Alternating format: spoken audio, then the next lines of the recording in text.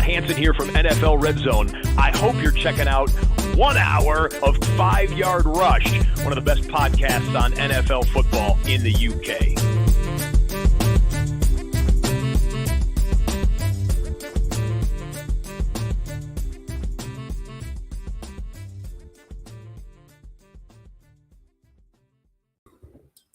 Hello, Rush Nation, and welcome to the 5 Yard Dynasty podcast. As usual, I am your host, Liam, or at the FSA Tweets on Twitter. And today we have got a jam-packed show as normal. But before we get into all of that, I've got my lovely co-host, Rich, here at Dynasty Island. How are you doing, Rich? Yeah, very good. Very good. Had a fantastic week, to be honest. Had a big win on DFS, which is pretty impressive considering I don't really play DFS. And had a pretty solid week from the wins perspective. I think I was 66% win rate this week. So yeah, was a very, very good week all round for myself. What about you? How the turntables, eh? Last week you didn't do very well, and I thought I did pretty well. This week you're doing pretty well, and I haven't even looked at my win percentage because I don't want to know. It's been an absolutely awful week for me win percentage wise. I won in the EFCC and SFB, so I'm happy with both of those wins. But yeah, other than that, I don't want to look at my dynasty win percentages because I think I've won maybe 1 or 2 leagues. Awful week for me. Had 2 in a few leagues that obviously got injured, but we'll get into that in a minute. But Rich, do you have any notes on the Jets game or anything like that? What did you do for Sunday? Have you watched? How many games have you managed to watch? Because I know that you love watching all of them. I think I'm at 5 or 6 that I've watched since Sunday. I obviously watched Red Zone at 6 and then watched the late games. I've watched Sunday night. I've watched Monday night. I've watched a couple of others. I've got the Texans game queued up next. But yeah, I'm slowly feeling like I'm getting into the rhythm of the season. And then yeah, we'll be at the end of the season. I'll forget how it works all over again. So, Rich, as normal, we have a look at the highest scorers for the week. So we may as well start at quarterback as usual. The scoring format we always use is 4-point touchdowns for quarterbacks and PPR for every other position. Starting off at the quarterback position, as I said, got Jared Goff with a QB1 week. He's having an absolutely crazy start to this season. I mean, a lot of people were taking him outside of the top 24 QBs, and he's paying up massively for those that did. You got Geno Smith, about 3 points behind, having another great game, or having a great game, sorry, as QB2 on the week. And then Russell Wilson pulls it together, manages to, I don't know, get that offense moving a little bit in terms of fantasy. I mean, in actual NFL terms, I don't think anyone was really too happy with it, but slightly ridiculous. That's the first decent performance that Russell Wilson's put out this season, and it comes in a loss when he's played awfully the last 2 weeks and they've won. So yeah, maybe there's something in him playing badly. But yeah, Rich, Jared Goff and Geno Smith, I mean, 2 quarterbacks that were going outside the top 24. You could probably even squeeze Jared Goff out of the top 30 if you really wanted to make a push before the season started. And now look at them, QB1, QB2 on the week. Yeah, it's amazing, isn't it? The incredible performance they've had so far this year. Jared Goff's the QB5 in fantasy points at the moment so far this year, which is nuts. Which seems slightly insane. But I just wanted to highlight these 2 because I think that we're getting to a point now where people might be starting to consider them kind of potential superflex starters. And I wonder if now's the opportunity to sell. There's me always looking for the opportunity to get out on anyone. I just think that, look, Goff's not going to be the starter next year. Okay, we can say, oh, look how great he is. They're not paying Jared Goff $36 million next year to be the starting quarterback. He's got 10 million guaranteed. They saved 26 million by cutting him. I can report that now. Jared Goff is cut, okay, at the end of the season. Do we really think the Seahawks are going to commit to Geno Smith? I mean, I'm a little bit more, I guess, trepidatious about writing off Geno Smith because I think he's been really impressive. And I think there's a chance that Seattle might commit to him longer term, perhaps more of a chance on that than there is the Lions committing to Goff. But look, I think both of these guys, if you can get seconds plus, I mean, I'd probably do Geno for a second. I'd probably want a little bit more for Jared Goff. But if you can get a high 23 seconds for either of these guys, I think that's smart opportunity to sell. Equally, if you can move off one of those to a guy that's maybe got some longer term potential, you know, could you make a move if you're a contender and you've got Jared Goff? Could you combine Jared Goff in a second to go and get Tom Brady?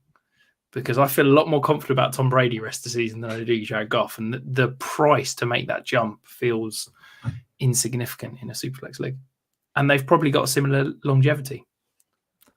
I think that's not a bad call, and I don't even think you need to spend a second. I think if you put a piece on top of that, rather than like a player, rather than a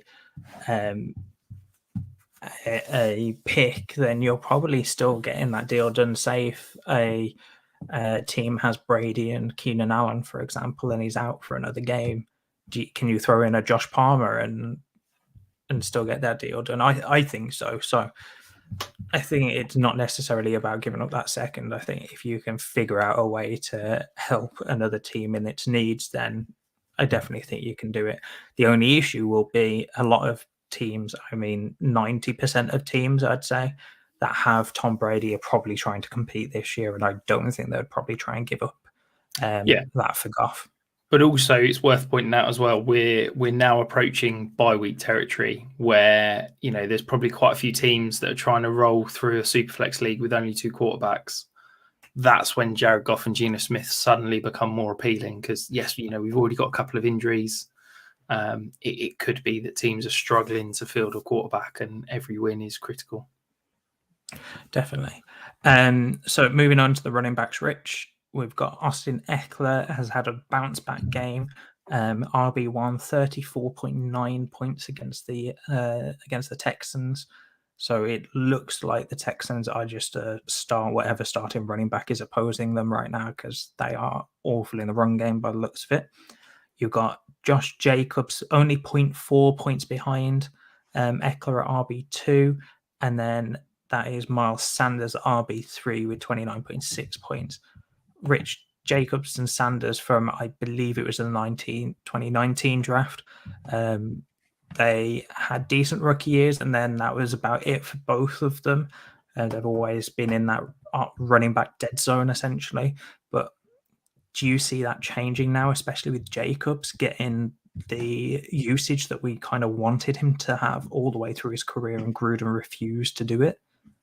Yeah, it's interesting, isn't it, that I feel like going back to the what was it, the FF Astronauts, the Brit Ballers podcast with Kevin Rich, where it was a constant debate of whether it was Josh Jacobs or Miles Sanders. And look, I feel like we're still having that conversation. We've been waiting for them to truly produce for the last 3 years. Look, Miles Sanders seems to have finally cracked the code and is producing in a high-powered offense. Josh Jacobs, as you said, the usage was encouraging. Is that the Josh Jacobs we're going to see moving forward? God knows. But my concern is both are free agents at the end of the year. Both are, you know, definitely question marks. I can't see, with the way the Raiders have structured their cap with huge potential cap hits if they keep Hunter Renfrow, Devontae Adams, Darren Waller, Derek Carr, and with the Eagles, you know, having spent a lot of money on that offensive line, they've just brought in AJ Brown to a big contract. The Jalen Hurts contract, whilst isn't due, it's on the horizon. I'd be shocked if they're wanting to spend big money on a running back. Could we therefore see these two in new homes at the end of the year? So again, not wanting to be super negative, but is now your opportunity to be selling Josh Jacobs, Miles Sanders, because whilst, yes, I think they could be useful sort of RB2s for the rest of the year, I'm not convinced they're going to have much longevity beyond that. So if you can, convince someone that, they're the final missing piece in their competing team, could you get a first for either of them? Maybe that's a bit rich. I think that's a push. But yeah, I'd be very open to selling either, if not both of these guys. I think if you can combine a second or a player of equal value to them, you could probably push for a first in that situation. But that's a maximum. But yeah, I think it's really tough with these guys because we waited so long for them to produce, and everyone's kind of lost hope that they ideally need another few games at top level for people to start considering them as higher than what a second round, equal to a second rounder. I just think that psychology behind it is too ingrained at this point. Wide receiver position, we have got Justin Jefferson back on top as wide receiver 1 on the week. Mike Evans had a big comeback after his suspension with 30.3 points, and then Cooper Kupp 26.2. Rich Cooper Kupp, he is the Rams offense right now. They look awful when they're doing anything other than throwing to Cooper Kupp. Yeah, it's mad, isn't it? So Cooper Kupp has now officially tied the record for most consecutive games scoring 15 points as a wide receiver. So that was previously held by Devontae Adams. That's all time. So we're going back to 1930s in terms of that. So if he scores over 15 points next week, that is the record. That's all his. But as you said, look, it feels like this Rams offense is just screaming out for a second piece. Allen Robinson was expected to be that. He looks cooked, quite frankly, and not anything impressive. And yeah, maybe it is that they need to go and sign Odell Beckham and hope that he can bring some juice, because it feels like outside of Cooper Kupp, and maybe even Tyler Higbee working underneath, there's nothing else. There's not another element in this offense. Well, Higbee is that second element right now. He's getting the targets. I mean, he's not really helping them move the offense too much. He's not that high-powered second option, but yeah, he's the guy getting those targets at the moment. Speaking of tight ends, TJ Hawkinson had an absolutely monstrous week, and I mean monstrous. That was 39.9 points. Rich, I mean, the Lions, without Amon-Ra St. Brown, without DeAndre Swift, I don't think people were expecting them to be able to put up, I believe it was 30-odd, nearly 40 points. And yet they found a way. The sort of crazy stat where the Lions are the top scoring offense and the lowest scoring defense. They're not doing very well in the defensive category, but right now they're putting up 30 points every week, which is nuts. Yeah, so I think I saw that they're averaging, I might get the numbers wrong here, I think they're averaging 35 points a game, and they're conceding 35.3 points a game, which that combined 70 points a game involvement is the highest of all time, I think, through 4 weeks. So yeah, they're certainly fun to watch. They're still 1 of 3, even though they're putting up 30 points every week. It's amazing. They're like 30. I think they're 32nd in NFL spending against the cap on defense. So shock, horror. If you don't spend any resources on defense, you suddenly don't have very good defense. The thing I wanted to talk about TJ Hawkinson was, yes, I know I've just said, do we potentially sell high on a couple of guys? But I've seen pretty much everywhere over the last 2 days, sell TJ Hawkinson, sell TJ Hawkinson, sell TJ Hawkinson. Because yes, this is a once in a career game. Yes, DeAndre Swift, Amon-Ra St. Brown, DJ Chark were out injured. Okay, fine. But I always think whenever we get these consensus sells, it kind of opens a buy window, because I think that as soon as everybody starts hearing, oh, I've got to go and sell, I've got to go and sell, I've got to go and sell, the price drops. And I still think TJ Hawkinson is a top 6 tight end for dynasty purposes. I still really like him long term. Now, is he going to put up 30 points every week? No. But if you can go and, potentially buy high whilst everybody's trying to sell him, and I'm not saying go out and throw a first at him or anything like that, but if you can get him at a decent value, I wonder if that's a potential move where everybody's so desperate to sell high because he's had this monster week that it allows you to kind of buy at a decent cost. Yeah, I like that. I mean, TJ Hawkinson was the guy before during the off season, before the season, that I thought had the biggest chance, and probably the only guy that I would really say had the chance to be pushed into that elite tier by the end of the season. I think the first few weeks wasn't what we wanted for that purposes, but this shows that he can do it. It's just whether he's going to be consistent. And my worry for this is he's done it when Swift and Amon-Ra St. Brown are out. So if they come back, and yes, his production will take a hit, but if it does only take a 5-10 point production hit, maybe even 15, and he's still consistent at that point, then that's what you need to see from him to put him into that elite tier. Looking at other tight ends, Mo Ali Cox for the Colts, tight end 2 on the week at 26.5 points, and then Travis Kelce, 24.2 points. Rich, my benches were delighted that Mo Ali Cox went off. I didn't realize how many shares of Mo Ali Cox I had until I saw that got the sleeper tidal wave of weekly updates, and every single one was bench warmer of the week, Mo Ali Cox, Dynasty Island. Bench warmer of the week, Mo Ali Cox, Dynasty Island. So yeah, I think I've got too many shares of Mo Ali Cox, but he's starting. We saw at the beginning of the season it was Kylan Granson was the one playing the majority of the snaps, and it seemed to be that it was him stepping forward. But Mo Ali Cox is coming back. He's led the team in tight end snaps the last 2 weeks, and yeah, he's a guy that I've never been able to quit. He is a freak athlete. He's got that basketball background, and maybe we're going to actually see some relevancy from Mo Ali Cox finally.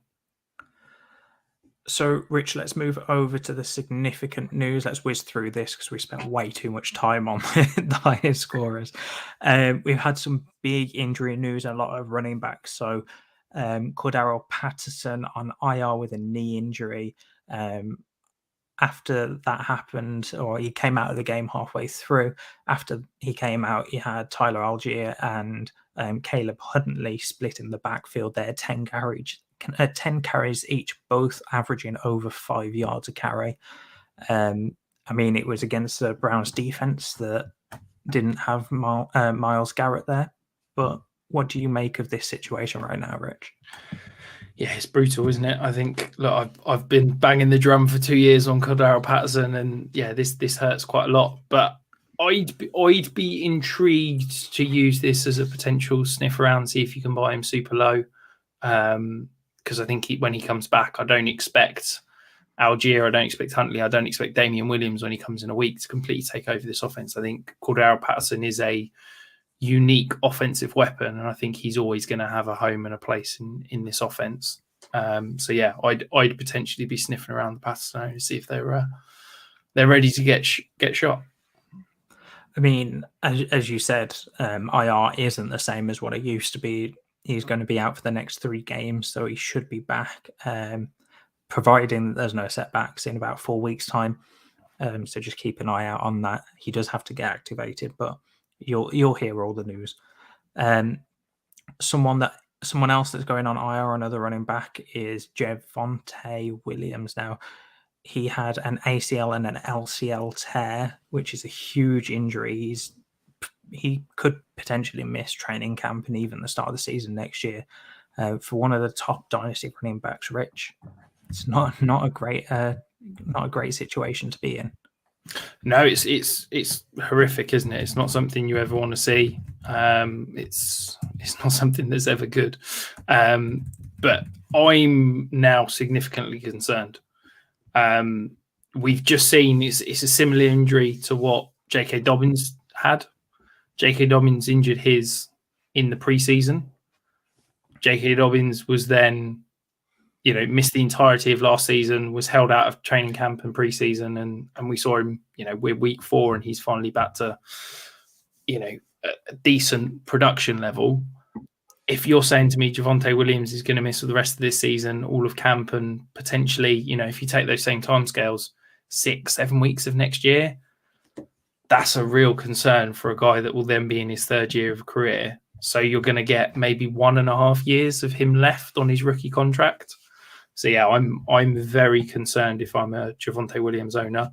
I think it's difficult because you normally have this panic where people try and buy low and there's a load of transactions. I don't know if you've seen it with Javonte Williams in the last couple of days, but look, he's my RB16 now. He was my RB8 previously. So he's dropped quite considerably. I would take in a heartbeat any 2023 first for him straight up. And I'll be honest, I'd take a 24 first for him straight up right now. So yeah, I've pretty much massively low on him then compared to where he was. Yeah, dropped massively in everything, value, ranks, everything. So yeah, I'm seriously concerned about Williams. What about you, Liam? Yeah, I'm concerned at this point. His value is going to drop because of the injury, obviously. My question to you, though, Rich, is would you rather sell now for a 23 first, or would you rather try and hold out until the start of next season when he comes back and sell him as soon as he's activated off the PUP, IR, whatever situation that he's in at the start of the season next year? It's purely roster dependent, isn't it? I think if I'm a contender and I need a piece now, then I've got to make that move. If I'm in a position where I can, hold for a year and hope that the value does rise next year, then yeah, great. But it's a purely roster dependent question, isn't it? Because it's difficult to hold someone that is that higher valued as Javonte Williams just sitting on your bench doing nothing for you, quite frankly. Moving on to some more news, Rich. We've got Jahan Dotson, the guy that you were banging the drum for as the wide receiver 6 in this class, and it as in a 6 receiver group rather than a 5 receiver group. He's out till about week 7 with a hamstring injury. Amon-Ra St. Brown and DeAndre Swift were both declared out last week. Swift was kind of expected. He's likely out this week too. Amon-Ra St. Brown, though, he had what looks to be a high ankle sprain. They haven't really released too much information on that. He could be out this week too, so just something to take note of. This is a name, listeners, you should remember from the end of last week, and we'll talk about him a little bit at the end of this show. But Treylon Burks' turf toe injury during the game is out for at least 3 weeks. Rich, not the greatest time to pick him for our flex off competition, but I'm sure that is at the bottom of Treylon Burks' worries right now. Yeah, I'm getting concerned on Treylon Burks, and it feels like it's one thing after the other since he was drafted. We had the conditioning issues, we had the potential asthma, we had not picking things up, we've had basically not being a starter and running only partial routes. He slowly started to carve out a bigger role, but still hasn't got the production, and now he's injured again. And it's just, when that all starts to happen, I start to think, I wonder if it's ever going to happen for Treylon Burks, which seems ridiculous. I'm saying this in 4 games into his NFL career, but when stuff like this starts to happen, we know the numbers of rookies that don't produce in their first year, their hit rate moving forward isn't particularly great. So, yeah, I'm concerned about Treylon Burks, and I'm maybe seeing if I can, if there's a Burks truther in my league that is still holding him up as, let's not forget he was the wide receiver 1, wide receiver 2 for a lot of people. So yeah, I wonder if you can still sell high on that potential, because I'm getting really concerned about, I don't know if it's the light's ever gonna come on as such. What would you be selling him for right now? First? I'd take a 23 first, yeah. If Anything I could, less? I don't think you need.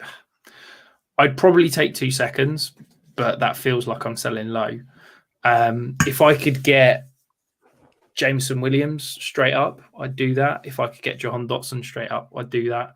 If I could get George Pickens straight up, I'd do that. If we were drafting right now, I think Traylon Burks would be my wide receiver 7 out of the rookies. I'd take any of those other guys. I think if you can make a move, could you add a second to Traylon Burks to go and get Chris Olave or Rashad Bateman or something like that? I'd probably be considering that as well. Yeah, I can see adding a second to go and get one of the other wide receivers from this rookie class that has shown out already.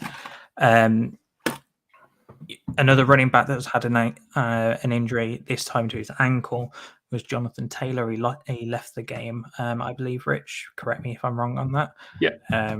But he might have a high ankle sprain. Again, no news right now because it's Tuesday.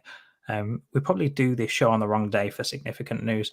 But it's a short week this week. They're on the Colts are on Thursday Night Football, so it's very unlikely that he's going to play in that game.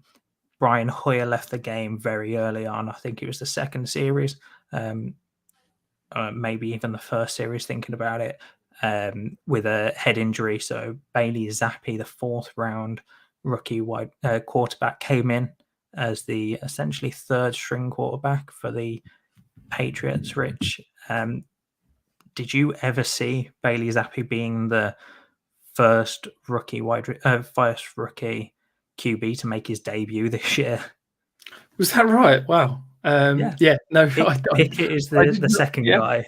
I suppose Malik Willis took some snaps, didn't he? But that probably doesn't count.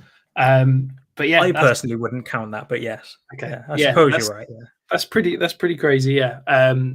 I'll be honest, I was quite impressed with him. I think he's going to be a career backup. I don't think he's ever going to carve out a role as a starter. I don't think he's got the physical tools to do that. But in terms of distributing the ball and running the offense, he was solid. I'm certainly not going out and picking him up or trading for him in any Superflex leagues. That's for sure. I'll pick him up, but I'm not trading for him. But he needs to start watching that play clock, because you know exactly what I'm going to say. 3 seconds after the play clock has finished, he can't be doing the fact that. He was lucky. The fact the clock got to 0, restarted to 40, and got down to 39 or 38 or whatever it was when they snapped the ball. It was ridiculous. It was. Not salty about that whatsoever. Moving on, so Dak Prescott, bit of news around him coming back week 5. We thought he might do, but Jerry Jones, the GM and the owner for the Dallas Cowboys, admitted that he still can't grip a ball properly. So week 6 is more realistic for him, maybe even later than that. Makes perfect sense. Why rush him back? Cooper Rush is playing well, winning games. Cooper Rush is undefeated in his career, let alone this season. That's nuts. You'd rather say to Cooper Rush, you keep doing what you're doing. Let's let Dak rest as long as possible. Get him fully healed, and you don't have to rush him back. And then last bit of news that's just on here for a bit of good vibes before we move on. Brian Robinson is to be activated before the week 5 games. That is where everything is pointing. So after having a few shots into his lower extremities, as it was reported, Brian Robinson should be coming back. Rich, I'm thinking that's a little, you need to sell before that happens on Antonio Gibson, because all those questions are coming back. I've been saying it since the start of the season. If you have Antonio Gibson, you need to either sell him, or you're just hoping that all of the preseason hype around Brian Robinson was wrong, and that isn't going to be a split backfield as much as people thought it would be. Yeah, I mean, I think it's difficult, isn't it? I think there's probably not many people buying Antonio Gibson with this news floating around, so maybe that's a difficult transaction to make. But yeah, look, it's incredible that he's made such a swift recovery, and let's hope that he can carve out that role in this offense that we all expected and he was expecting before this incident happened. So moving on to the Dynasty stock market, Rich, as usual, start with the risers. You've got Damian Pierce on here. I mean, he's a guy that a lot of people were taking because of that situation. There was a lot of news coming out during the preseason that he was the starter there. He was the lead back. And then Marlon Mack, who was arguably one of the biggest pieces of competition, which says everything about that backfield, got cut. So Dameon Pierce, he had a slow start to the season and then absolutely had a day. Where do you want to go with Dameon Pierce right now? Are you selling high? How do you feel about him? I'm selling high, absolutely, because I still don't believe that he's an elite talent. I think he's good, but I don't think he's going to be anything special. If I can get a first for him, which seems to be the price quoted around, I'm absolutely taking that. The one piece of kind of, I guess, information from Sunday that I'm taking is he out-targeted Rex Burkhead, which is, I was convinced that he was not a good enough pass catcher to ever have that role. And yes, he had 6 targets and only got 8 yards, which isn't exactly incredible. But the fact that he saw 6 targets to Burkhead's 5, I think, is noteworthy. So, yeah, as I said, I've not watched this game yet. That's next on my list. So I'm very intrigued to see what Dameon Pierce kind of did and looks like moving forward, quite frankly. Another rise you've got on this list, Rich, is J.K. Dobbins. I mean, for this week, it seemed like it was the week for running backs to score multiple touchdowns. You had Clyde Edwards-Helaire, Austin Eckler, J.K. Dobbins, multiple running backs scored 2 touchdowns, whether it was 2 on the ground or 1 in the air, 1 on the ground. But this was J.K. Dobbins' welcome back game after his big injury that we've already spoken about. Yeah, loved it. Absolutely loved it. Thought he looked fantastic. Still didn't get a full workload, which I think is interesting because I think it shows that there's some room for him to grow still. But yeah, I was really impressed. I really like him moving forward. He's my running back 7 now. So yeah, I think. Look, I think that he brings an element to this offense that they've been lacking, and the reason they've not been running the ball outside of Lamar very well. And I think that he will keep defenses honest. Quite frankly, he's a threat in the passing game. We've seen Lamar getting the ball to the running backs in the passing game more and more. And yeah, I think that he has got the potential to be a complete league winner. And I think he's, if we're talking outside of that sort of elite tier, he's probably the next guy up in terms of guys that I think could be the Dynasty running back kind of 1, 2, 3. I think he's absolutely got that in his range of outcomes this year. That's a little bit spicy. I don't think anyone's on that level with it, but I can see that as a potential. But Rich, let's move on to these fallers. So you've got Mitch Trubisky on this list. I mean, if you haven't heard the news, you want to break it to everyone that's listening? Mitch Trubisky's done. Look, I think we've been talking about this for a while, haven't we? Mitch Trubisky looked awful so far this year. I think he, was quite frankly horrific. I wonder if that's kind of his starting opportunities done now. I don't think he's even in the bridge quarterback category moving forward. I don't think, if let's say the Lions move on from Jared Goff and they go and draft a rookie in the first round, I don't think they look at someone like Mitch Trubisky to come in and be the bridge quarterback until the rookie's ready to start. I think he's now a competent backup, and I think he's going to be the next Chad Henne, Chase Daniel, guys like that are just going to get paid an awful lot of money to sit on the bench and warm it, basically. So yeah, sadly, if you are holding any Mitch Trubisky shares, I think they're done. If you can sell, by all means try, but I can't imagine anyone's paying a third in a Superflex league. You'd probably be lucky to get that right now. Yeah, I can't imagine you even get a third for him right now. And then another faller you've got on this list, Rich, is Travis Etienne. He had a lot of hope on him coming in last year, and then had the Lisfranc injury that took him out of last season. He's come back. We hoped for him to be fully healthy and come in, take this running back room by storm, and it looks like it's James Robinson in that backfield. So what are you doing with Travis Etienne right now, especially with his poor outings right now? I think you've got to hold him. I don't think you can sell him because I think his value's in the sellers as such. But look, the fact he was, I loved him. He was higher in my rookie model than Najee Harris. He was my running back 2. I thought he was going to be that movable offensive weapon that would get lined up all over the field, get balls in interesting ways. And he's got 1 target on Sunday. Like, this is a guy that is lightning fast, is incredible in the open field, and he got 1 target. Like, it's disappointing, I think, is all I'm saying. And I think his price is just plummeting. I think I'd rather have James Robinson over Travis Etienne straight up right now in Dynasty, which is not something I ever thought I'd be saying. I just think that, his value's heading one way, quite frankly. So, Rich, let's head over to Player of the Week. Who have you got over you as your Player of the Week? Well, you've hinted at it there. I'm cheating. I'm having 2.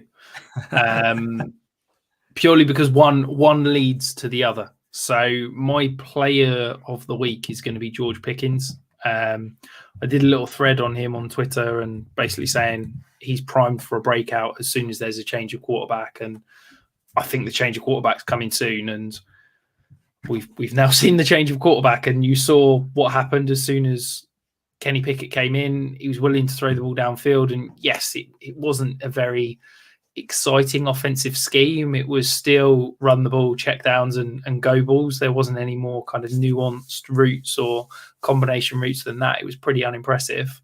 But George Pickens saw 8 targets. He saw, decent level of ADOT. He was over 150 air yards.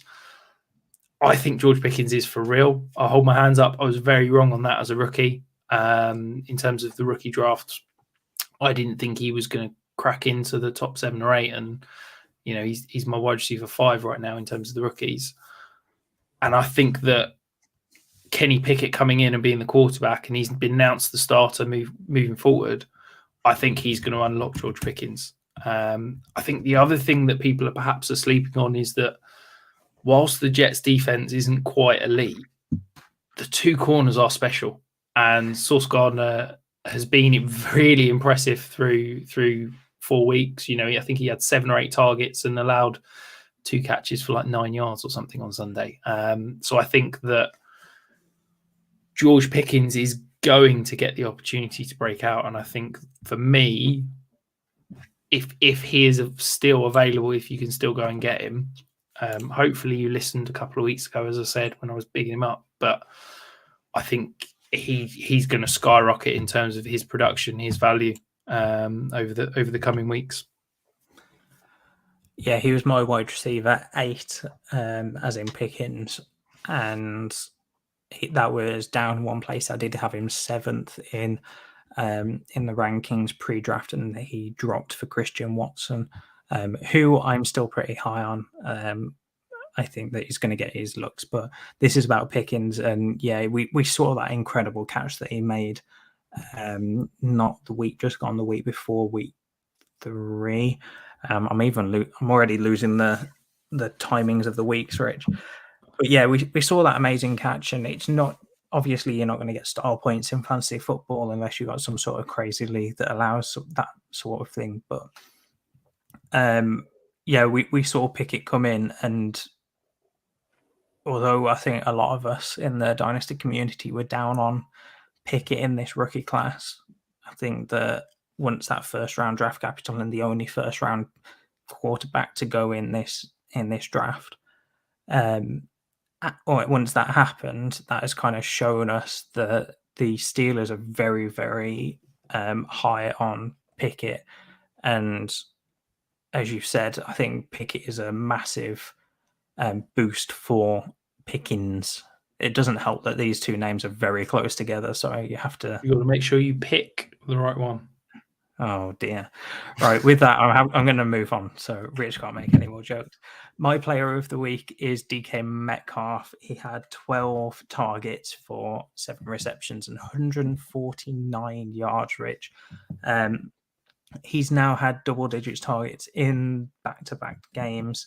That Seattle offense was clicking this week. I mean, I'm not expecting this Seattle offense to keep up this type of, I suppose, speed, this momentum. But if he keeps getting double-digit targets, he's going to keep scoring points. And the first few weeks he was used as a red zone threat. He got loads of red zone targets if you watch those first 2 games. And eventually those touchdowns will come. And while he's getting those double-digit targets, and if he keeps getting those red zone targets, then he's going to have even bigger breakout weeks than this. I mean, I'm talking about a guy that has already, quote unquote, broke out. But I think DK Metcalf, the ship has kind of sailed on him now, especially with that type of week that he's just had, to go and buy him a little bit on the cheaper side. I think that his price has just got back up to where it was pre-season. But Rich, I kind of wanted to ask you, do you think DK Metcalf's value increases next year if they do take a rookie quarterback? Because I'm still expecting them to, even though they're 2-2 right now. I'm still kind of expecting them to take a rookie quarterback. So what do you think happens with DK then if that were to happen? I think his value's not going to decrease, because I think that people still, as much as Gino's been impressive through 4 games, people still view Gino as a below average quarterback and a question mark in terms of the potential for DK Metcalf. So whatever happens at quarterback, if it's Gino again, his value's not going to decrease. If it's a rookie, his value's not going to decrease. If it's, they go out and trade for a Derek Carr or someone like that, his value's not going to decrease. So I think that he's in an age bracket where his value's insulated at the moment. He's got the potential to increase quite significantly in terms of value, but I don't think he's going to drop and plummet like a stone. So he's quite a nice, safe option to go and trade for in terms of value. I think he's going to be very boom bust, because I think this offense is going to be boom bust on a weekly basis. But yeah, I think he's going to still be in that top 15 wide receiver talk at the end of this year and into next year. So, Rich, let's move on to the flex off, because I've been waiting to do this all show. So for those of you that don't know, the flex off competition is where myself and Rich go head to head each week, and we pick a player in flex consideration for rules. So we don't just pick every top end player. We look at Fantasy Pros ECR, which is the expert consensus rankings. I had to think what that was on the top of my head then. And we can't pick inside of the top 36 wide receivers, the top 24 running backs, or the top 12 tight ends. And because it's just normal standard flex, not super flex, we can't pick quarterbacks, because that'd be cheating. We'd just pick a quarterback every week. So, Rich, last week you picked Treylon Burks, which is why I hinted at it earlier. Fortunately, he had that turf toe injury and left the game. So Breece Hall came in for me and backed up what I was trying to beat the drum for. I mean, he didn't do as well as I thought in terms of efficiency, but he still scored 15 plus points. He had 17 carries for 66 yards and a touchdown. He also had 6 targets. He only caught 2 of them though for 12 yards. A lot of that's not on him. That's on Zach Wilson's inability to throw anything into the flat accurately. This is what I wanted to talk to you about. Is Flacco was, what did you call him last week? Captain Checkdown. Captain Checkdown. So with Breece Hall, I kind of expected those targets to drop, and they have, because Flacco is not throwing 60 times a game and throwing 10 to the running backs. But with 6 targets going to the running backs, is this something we need to watch, especially if Wilson gets a bit more accurate in those flats? Yeah, I mean, there's the potential for it to improve because, as I said, I think Zach Wilson, he can throw the ball to pinpoint 30, 40 yards down the field, but for some reason he's unable to complete a 5-yard wheel route and to the running back basically consistently. So yeah, look, he's never going to have as many short and intermediate routes as Joe Flacco because that's Joe Flacco's game right now. But I think there is still going to be a significant role in the passing game for Breece Hall. The more encouraging thing for Breece Hall is that, look, we can officially say this is now his backfield, isn't it? We've had a couple of weeks where it was Michael Carter and Breece Hall, and they were sort of splitting 50-50. Breece Hall is now officially taking this over, and Michael Carter is a 1B, if not a 2. So yeah, look, it's wheels up as a guy that's been hyping Breece Hall for 6 months. It's great to see. I really think that this offense has got a long way to go. The Jets' offensive line is absolutely in pieces at the moment. We're down to our 5th right tackle. We had Elijah Vera-Tucker, who's our starting right guard. He played left tackle for us on Sunday. We're starting a guy that I'd forgotten was even on the roster at right guard, and it's just abysmal. So as players start to get healthy, Dwayne Brown might be back this week, if not next week. That's going to be a big improvement there. The offensive line is going to improve. You're going to see an uptick in that efficiency because it's going to make Breece Hall's life easier. So yeah, I was really impressed with him last weekend. So, Rich, who have you got as your player this week? Because you are now one behind you, down 2-1 in the rankings. So who have you got to try and bring you back to even yet again? Because you haven't had the lead so far. Just want to rub that in a little bit more. Taking this very seriously. So I'm going to go back to the Tennessee Titans wide receiver which might be slightly stupid, but I'm going to go with Robert Woods. We talked about Treylon Burks garnering a larger role, and obviously he's now out. Robert Woods has had a sneaky bad season. I think he's wide receiver 58 or something in terms of current production. He's not really put it together, but he's coming off that ACL. He's now getting back to fully healthy. He's seen a 19% target share. So, he's getting there. He's getting there. He played 75% of the snaps on Sunday. I'm expecting that to tick up. So I just think, look, he is the Tennessee Titans passing game in terms of receivers. So I'm expecting a hopefully big breakout week for Robert Woods. Yeah, I like it. I see where you're coming from, especially with Burks out. But Carl Phillips maybe comes back in that slot role. No. Rich is already shaking his head for audio listeners. So my player this week is going to be Josh Reynolds. He's had double-digit targets in the past 2 games.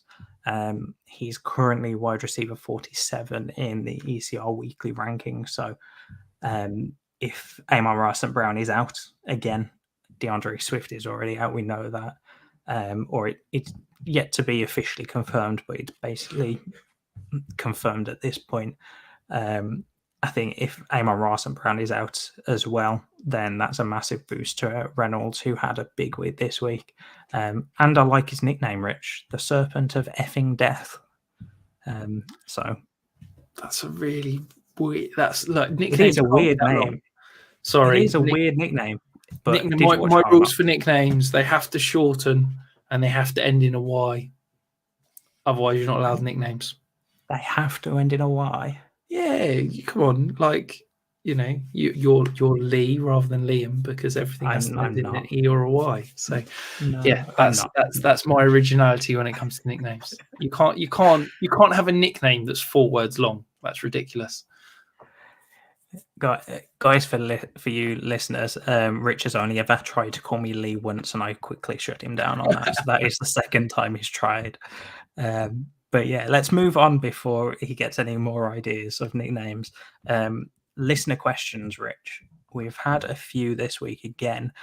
For those of you that want to ask us a question and get it on the stream, we put out a tweet at noon UK time. So that would be around 7 a.m. EST over at 5 Yard Dynasty on Twitter, asking for your questions. So respond to that, or you can find it. Me and Rich will retweet it, or some of the other guys from 5 Yard Rush Wall as well. But we've had a few. So, Rich, I wanted to get your thoughts on this one. This is Matt Geiss, I want to say. We'll just say Matt. So he says that he's traded his 23 first for Pitts, but should he be concerned with how Mariota is playing right now? And he also needs to trade away one of Gabe Davis, Chris Godwin, Rashad Bateman, or Elijah Moore to make room. Who should he be trading away? Okay, let's take the Pitts first question first of all. Should he be concerned? Yes, massively. I think it's less a Mariota question and more a Arthur Smith offensive scheme question. The fact that Pitts has basically been said, you're the move tight end. You're not going to be, running 100% of routes, and he's basically only seeing the field on obvious passing downs. That's really concerning. He's getting out snapped every week by, I want to say, Parker Hesse, which is the blocking tight ends. Like that's really alarming. Parker Hesse saw 48 snaps on Sunday. Kyle Pitts saw 34 of a possible 55. Like that is really alarming. So I still think that that's a good deal because I think Kyle Pitts' value is better than 23 first. Yeah, but I'm really concerned. I do think that the bounce back, the breakout is coming with Kyle Pitts. So keep the faith. You said this 2 weeks ago with Kyle Pitts against Seattle. I'm keeping the faith, Liam. He's too talented. He's too good. Yeah, it's gonna come. I'm with you on the value. I am a bit more skeptical than I was before the season, and even then I was skeptical based on how everyone was valuing Pitts. But I think 23 first for Pitts is very good. Rich, moving on to his second question. So out of Gabe Davis, Chris Godwin, Rashad Bateman, or Elijah Moore, who are you making a move to trade away to try and make some room on his roster? So I think the person with least value is Gabe Davis of the four. Now, it's tough because I think all four of these guys are probably slightly undervalued at the moment. None of them have had a great start. I think Chris Godwin's come back from injury. People aren't going to value him properly. Rashad Bateman has now potentially got an ankle injury. People aren't going to value him properly. Elijah Moore is, doing all the right things, but the Jets aren't getting the ball to him. So I think he's not valued properly. And Gabe Davis, outside of that week one game where he caught the touchdown on the blown coverage, hasn't really done much. So I think he's not valued properly. So it's tough to say, yes, go and sell one of these four. What I would say is maybe ask around, see if there's another player you can sell, or, maybe try and combine two of them to go and get an upgrade somewhere, because, you're probably selling low on all four of these guys right now. Yeah, with you on that. I think if Godwin was having better games, I'd probably be selling him because I'm just really unsure about that quarterback situation once Brady goes. But I don't think you can sell any of them for what they would be valued for in my head anyway. Rich, moving on, we've got another question, and it is, what running back should I target when selling Jimmy G or Trey Lance? Now, I don't really know where to go with this one. This is from a guy called Steez on Twitter. So for me, let's take this as two separate questions. If I'm selling Jimmy G, I'm expecting that sale to go to a contender because I think he doesn't really hold any value to anybody on a rebuild. So I'm then targeting some young running backs that have got potential to kind of break out. And Rashad White, obviously we saw it this week. I think James Cook is probably a potential guy to go and buy. Maybe some your guy, Kenny Gainwell, maybe even Elijah, maybe Khalil Herbert. Those are the kind of tier of running back, I guess, that I'd be targeting with Jimmy G. Trey Lance, I guess that's a completely different question, isn't it? Because I think the only person that's interested in Trey Lance right now is someone that's rebuilding. Yeah. So I'm probably, again, looking slightly younger. More win now if I'm trying to sell Trey Lance. So yeah, I'd do Trey Lance for J.K. Dobbins. Do you reckon you could get Austin Eckler for Trey Lance? I Maybe. reckon so right now. I think it was probably way more possible before this week. Yeah, maybe yeah. Aaron Jones, Leonard Fournette. I might want a little sweetener on top of that. But yeah, those are the kind of guys that I'm targeting if I want to win now, running back to go and sell Trey Lance. But yeah, guys, if you want your listener questions answered live on the show, we will answer them, but you've got to get them over to us at 5 Yard Dynasty, or find the tweet over on one of our accounts. But that is all we have on the show sheet, Rich. So that's all we've got for the dear listeners. As usual, you can find us on Twitter as the live stream, or on YouTube, or Facebook, or Twitch. Tuesday is at 8 p.m. GMT, or I believe it's 3 p.m. Eastern. If you are going to the London Games, listeners, have a great one, because I'll be there. Rich, are you going to be there this week? No, I'm not going to any of the games this year. I'm being boring. Boring and missing Aaron Rodgers come over. I'm going to be there in my cheese head. I'm going to be loving every second. So yeah, Rich, you'll probably get a few messages from me telling you how much you're missing it. But listeners, stay safe, and we'll see you next week. Take care.